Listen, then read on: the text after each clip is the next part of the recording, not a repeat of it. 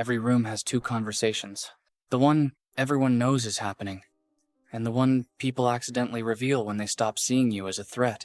Ayanokoji understands the second one better than almost anyone. Ask yourself something before we go any further. When was the last time you pretended to know less than you did? Not lied. Just let someone believe you were less sharp, less aware, less dangerous than you actually were. Most people have done this. At work, in a family argument, on a first date. So here's the first uncomfortable question. If this is something ordinary people do constantly, why does it sound like genius when Ayanokoji does it? That gap is where the real investigation starts. The obvious answer is that Ayanokoji is just better at deception.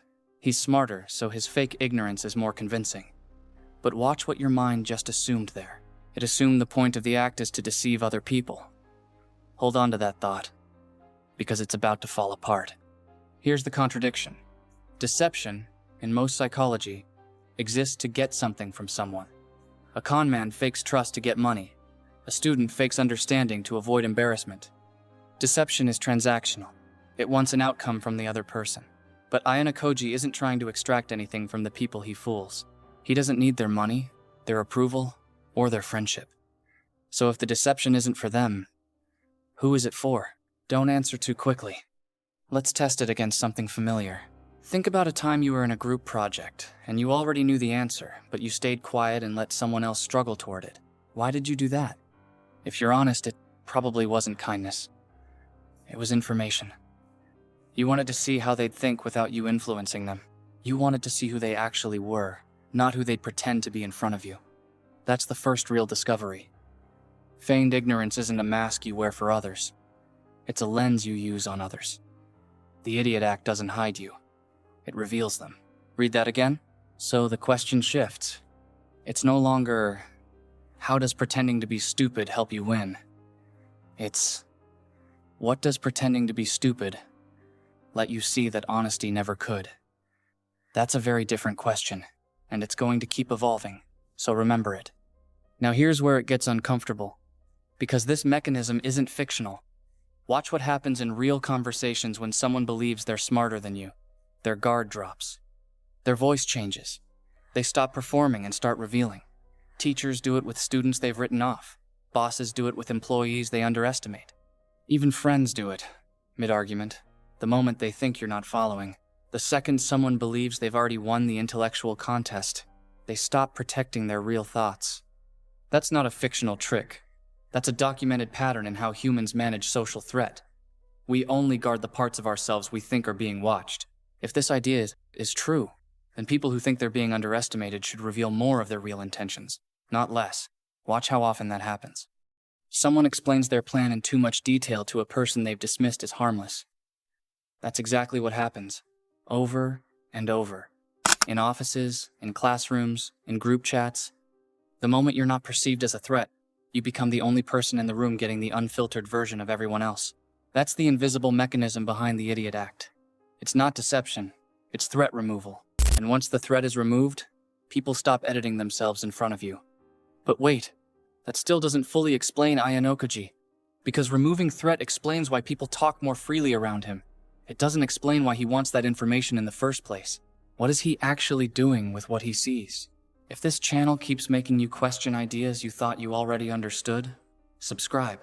That's exactly what we're here to do. So let's dig one layer deeper. What does Ayanokoji actually gain by watching people reveal themselves?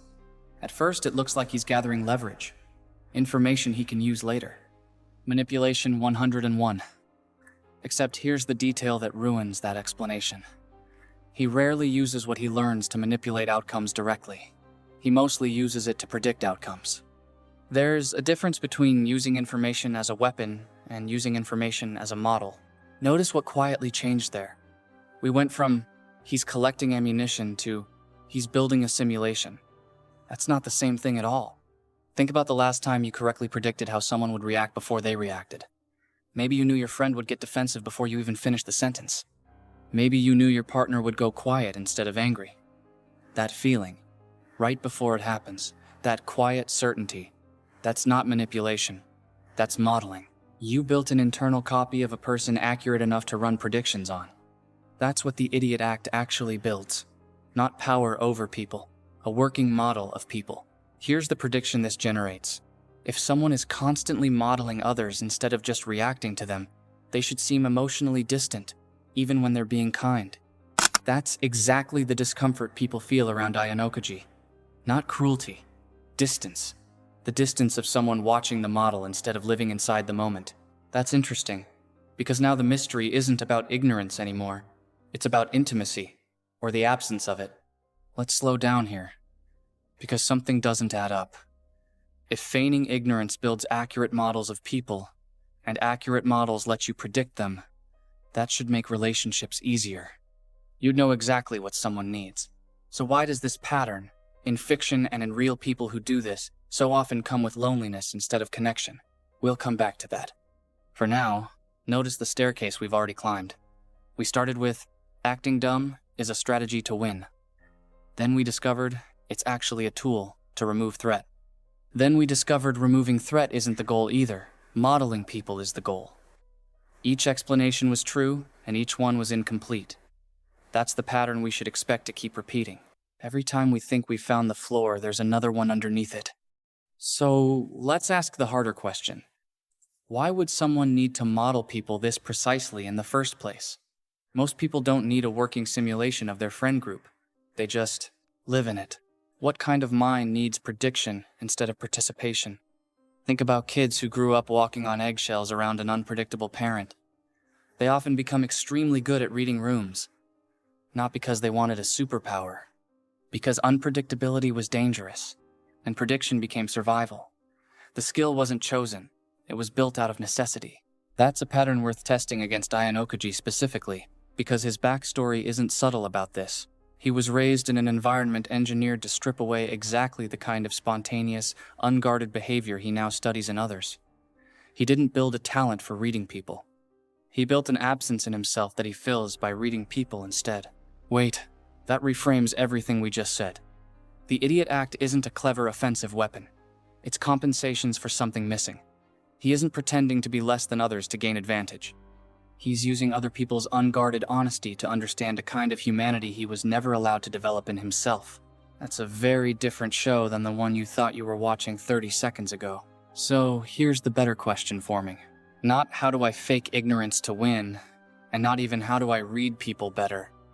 The real question is, what do you lose when prediction replaces participation? Let's test that with something outside anime completely. Think about someone who's really good at anticipating what their partner wants. Almost too good. They know when to say the right thing, when to go quiet, when to offer comfort. It looks like emotional intelligence. But sometimes, it isn't intimacy at all. Sometimes it's surveillance dressed up as care. The partner feels loved. The person doing the predicting feels nothing, because they're managing an outcome, not sharing a moment. That's the hidden cost the show keeps circling without ever saying it directly. You can get so good at predicting people that you forget how to be surprised by them. And being surprised by someone, having them do something you didn't model, being wrong about someone in a way that delights you, that might be one of the only entry points into actually caring about them instead of just calculating them. So maybe that's the loneliness we noticed earlier and set aside. Not, we'll come back to that as a delay tactic. Here it is. The distance isn't a side effect of the strategy. The distance is the trade the strategy demands. You cannot be fully modeling someone and fully surprised by them at the same time. Those two states are opposites. Ayanokoji chose, or was forced to choose, one of them permanently. Now, here's where the whole video needs to flip, because we've been asking questions about Ayanokoji this entire time as if he's the subject of the investigation. He isn't. He never was. He's the instrument. Think about why this quote resonates with people who've never touched the show. It's not because they want to manipulate classrooms into elaborate schemes. It's because almost everyone has, at some point, quietly downplayed themselves to see who someone really was underneath the performance. A friend who suddenly stopped hiding their jealousy the moment they thought you weren't paying attention. A coworker who revealed their real opinion of you only because they assumed you weren't smart enough to notice the insult. You've been on both sides of this. The one pretending, and the one who got caught revealing too much. So the question was never, how do I play the idiot to catch the master? The question underneath it, the one the title was quietly pointing at the entire time, is this. How much of the people around you have you actually seen? And how much have you only seen the version they perform when they think you're paying attention? That reframes the entire hour we just spent. This was never a lesson about outsmarting people. It was an uncomfortable audit of how rarely you get the real version of anyone, including yourself. And here's the detail that should sit with you longer than anything else in this video. The reason Ayanokoji can see people so clearly isn't that he's pretending to be an idiot. It's that he's stopped needing to be seen as anything at all. The moment you stop performing for an audience, the audience stops performing for you. That's not a manipulation tactic. You won't be able to unsee this now. Tomorrow, in some ordinary conversation, you're going to notice the exact moment someone decides you're not a threat, and you're going to notice what they let slip the second after. And somewhere in that moment, you'll wonder which version of you they're getting. The one you're performing, or the one that only shows up when nobody's checking.